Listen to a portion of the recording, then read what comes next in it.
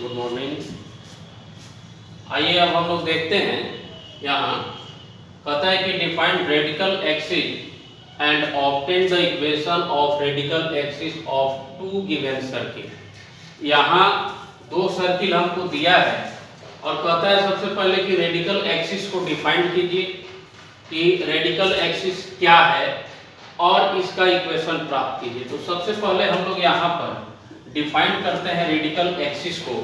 कहता है कि the radical axis of two circle is the locus of a point. यह एक लोकस है, such moves in such way that the length of the tangent drawn from the two circle is equal। यहाँ जो दो circle हमारे पास हैं, यहाँ कहता है कि रेडिकल एक्सिस जो है वह एक लोकस है। तो हम लोग मान लेते हैं कि पी एच के एक पॉइंट है जिसका कोऑर्डिनेट एच के है और इस पॉइंट से इसके टेंजेंट की लंबाई और इसी पॉइंट से इस सर्किल के टेंजेंट की लंबाई आपस में इक्वल है। ठीक है, तो ये रेडिकल एक्सिस को शो करेगा। अब ध्यान दीजिएगा, चूंकि टेंजेंट कहते किसको हैं, आप जानते हैं कि जब सर्किल को एक पॉइंट पे टच करके जो लाइन जाती है उसको हम लोग टेंजेंट कहते हैं। अब ये टेंजेंट जो यहाँ पर दिया है, सपोज कीजिए ये P है तो इसको हम Q मान लेते हैं और इसको R मान लेते हैं। हम डिस्टेंस निकालेंगे PQ और PR का, ये बोथ आर इक्वल, ये दोनों आपस में क्या है, बराबर है। तो आप समझ गए कि रेडिकल एक्सिस क्या है। रेडिकल एक्सिस एक जो है पॉइंट है, एक लोकस है इस सतह में, ठीक है, जहां से दो सर्किल से उसके टेंजेंट का दूरी हम लोग निकालते हैं तो आपस में क्या होता है, बराबर होता है। अब हम लोग चलते हैं, यहाँ पर लिखेंगे प्रूफ में, late PHK is a point in the plane। ठीक है, ये पॉइंट है। अब यहां लिखेंगे अकॉर्डिंग टू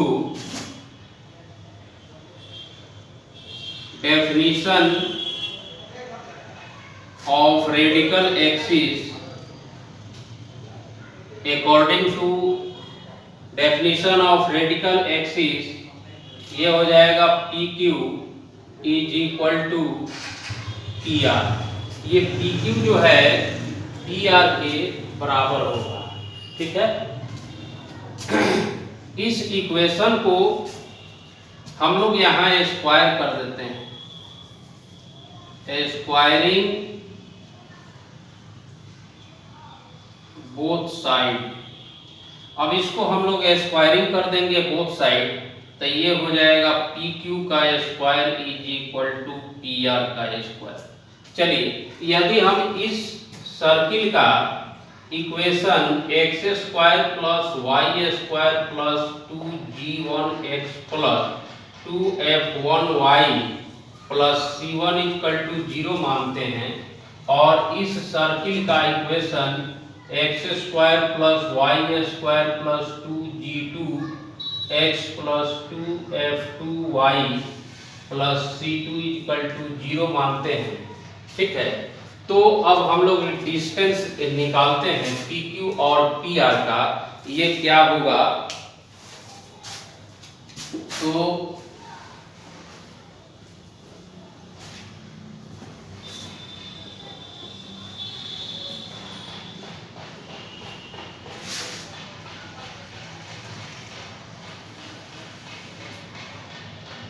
ध्यान दीजिए, अब हम लोग इस पॉइंट से इस पर, ये क्योंकि परपेंडिकुलर है, यहाँ इसका इक्वेशन दिया है, इस पॉइंट से इसका डिस्टेंस निकालेंगे आप, तो ये हो जाएगा, रूट है तो स्क्वायर है, कैंसिल हो जाएगा। सीधे लिखेंगे h का स्क्वायर प्लस k का square plus 2G1h plus 2F1k plus C1 यहाँ इस साइड में, और इसका जब हम लोग डिस्टेंस निकालेंगे तो h square plus k square plus 2g2h plus 2f2k plus c2 equal to 0 होगा।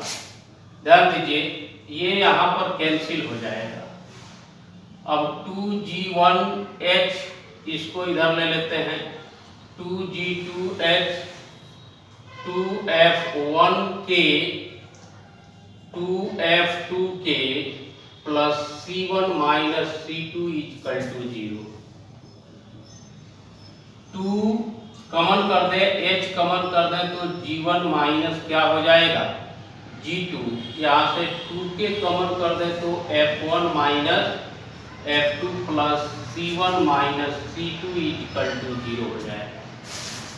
देखिए ये जो है इस फॉर्म में इसका इक्वेशन हो जाएगा, लेकिन यदि आप इसको x और y में कन्वर्ट करते हैं तो ये हो जाएगा 2x g1 minus g2 plus 2y f1 minus f2 plus c1 minus c2 equal to 0। तो ये क्या हो जाएगा, रिक्वायर्ड इसका इक्वेशन हो जाएगा, किसका, रेडिकल एक्सिस का। तो आप लिख सकते हैं required equation of radical axis. ठीक है, ये रेडिकल एक्सिस का इक्वेशन हो गया और डेफिनेशन भी आप देख लिए। अब इसके आगे हम लोग थ्योरम पढ़ेंगे।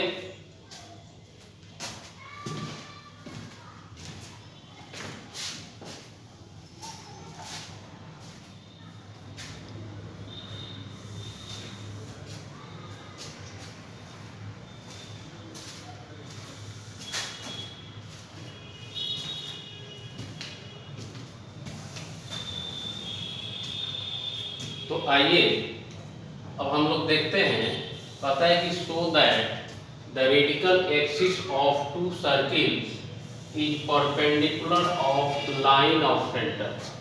अब यहाँ देखिए हमारे पास दो सर्किल है और इसका जो सेंटर का लाइन है इस पर रेडिकल एक्सिस परपेंडिकुलर होता है, ऐसा हम लोग को प्रूफ कर देना है। तो आइए हम लोग यहाँ पर मानते हैं, let equation of circle are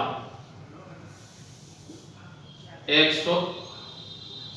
square plus y square plus 2g1x plus 2f1y plus c1 equal to 0 and x square plus y square plus 2g2x plus 2f2y plus c2 is equal to 0 respectively.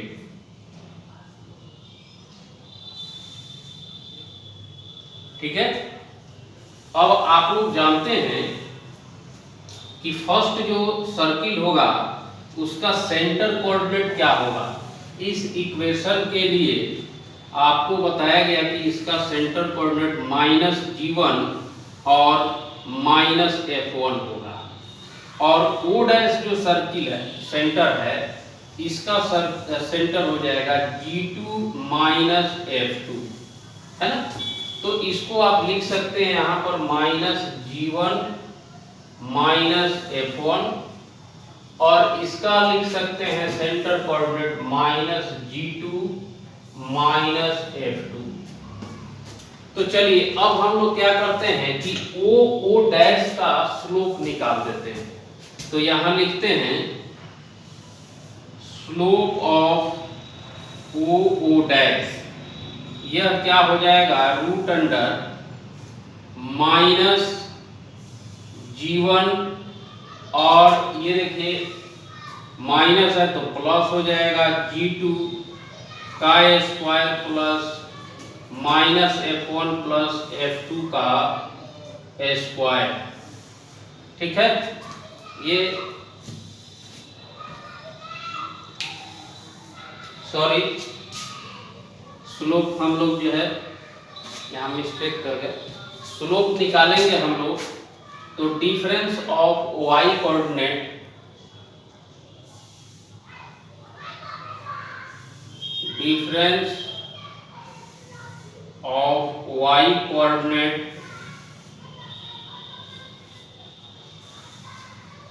by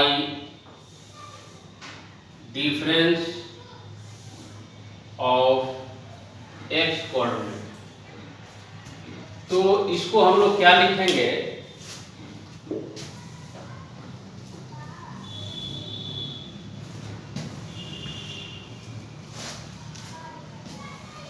यहां पर आपको हो जाएगा slope of O dash difference of y coordinate यानी हो जाएगा f2 minus f1 by g2 minus g1। ठीक है, अब इसको हम लोग लिखेंगे, यहां आप जानते हैं कि इक्वेशन ऑफ रेडिकल एक्सिस ये क्या हो जाएगा 2x g1 minus g2 plus 2y f1 minus f2 plus c1 minus c2 equal to 0। ये जो है हम लोग पिछले थ्योरी में देखे हैं कि रेडिकल एक्सिस का ये इक्वेशन होता है। अब यहाँ हम लोग स्लोप निकालेंगे, स्लोप ऑफ रेडिकल एक्सिस तो क्या हो जाएगा, स्लोप ऑफ रेडिकल एक्सिस निकालिएगा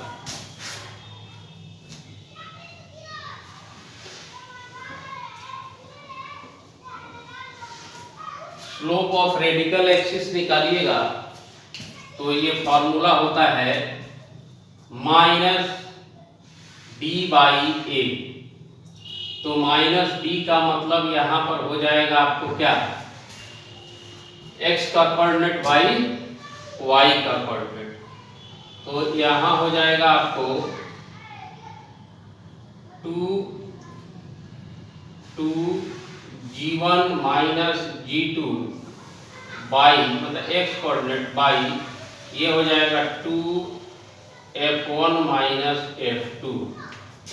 यदि इसको हम लोग m1 बोलते हैं और इसको m2 बोलते हैं तो ये क्या हो जाएगा, यहाँ पर हम लोग जानते हैं कि if AB perpendicular on OO dash तो आप निकालेंगे कि m1 into m2 equal to क्या होगा।